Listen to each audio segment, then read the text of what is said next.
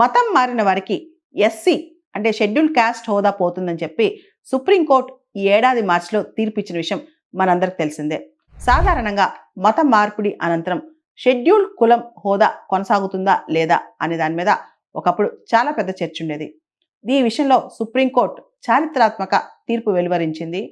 ఈ మార్చి 2026లో ఒక షెడ్యూల్ కులానికి చెందిన వ్యక్తి హిందూ లేదా సిక్ లేదా బుద్ధిజం పాటించే వ్యక్తి క్రైస్తవ మతంలోకి కానీ ఇస్లాం మతంలో కానీ మారితే గనక అతనికి ఎస్సీ హోదా కొనసాగదని సుప్రీంకోర్టు మార్చి 2026లో తీర్పు చెప్పింది. ఈ తీర్పు రాజ్యాంగంలోని ఆర్టికల్ 341 మరియు 1950 నాటి రాజ్యాంగ షెడ్యూల్ కులాల ఉత్తర్వు ఆధారంగా ఇచ్చిందని చెప్పి కూడా సుప్రీంకోర్టు పేర్కొంది. అయితే ఈ తీర్పు పైన రివ్యూ పిటిషన్ పడింది. దాన్ని సుప్రీంకోర్టు రీసెంట్ గా కొట్టేసింది. మతం మారిన వారికి ఎస్సీ హోదా పోతుందన్న తీర్పుపై సమీక్షకు సుప్రీంకోర్టు రీసెంట్ గా నిరాకరించింది. క్రైస్తవ మతంలోకి మారితే ఎస్సీ హోదా వర్తించదని చెప్పి మార్చి 2026లో Chintada Anand versus state of Andhra Pradesh అనే కేసులో సుప్రీంకోర్టు ఈ తీర్పు ఇచ్చింది. ఈ తీర్పుపై రివ్యూ పిటిషన్ వేశారు చింతాడ ఆనంద్.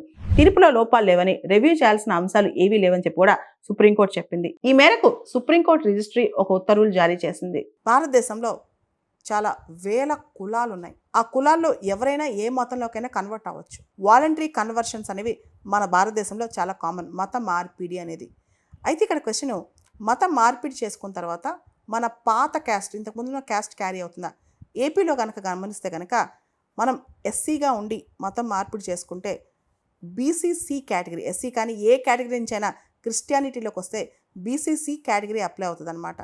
ఇది పక్కన పెడితే ఒకసారి మన క్రిస్టియానిటీలో కన్వర్ట్ అయిన తర్వాత SC ST atrocities act attract అవుతుంది అంటే అవ్వదు. ఎవరైనా సరే ఒక బేసికల్గా ఎస్సీ వ్యక్తి, ఇక్కడ ఒక కేసులో ఒక వ్యక్తి అనమాట, ఆయన క్రిస్టియానిటీలో కన్వర్ట్ అయ్యారు, తర్వాత పాస్టర్ అయ్యారు. పాస్టర్ అయిన తర్వాత ఆయన చాలా కేసులు ఫైల్ చేశారు.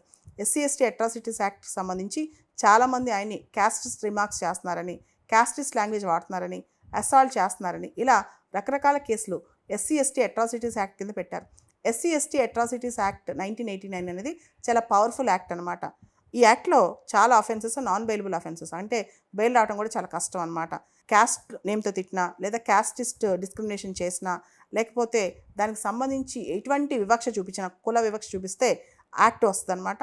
యాక్ట్ చాలా పవర్ఫుల్ యాక్ట్. ఇండియాలోనే ఎస్సీ ఎస్టీ అట్రాసిటీస్ యాక్ట్ అంటే ఆర్టికల్ 17 మనకు తెలుసు, అబాలిషన్ ఆఫ్ అన్టచబిలిటీ, దాన్ని బేస్ చేసుకుని వచ్చిన యాక్ట్ అనమాట. ఇది యాక్ట్ చాలా చాలా పవర్ఫుల్ యాక్ట్.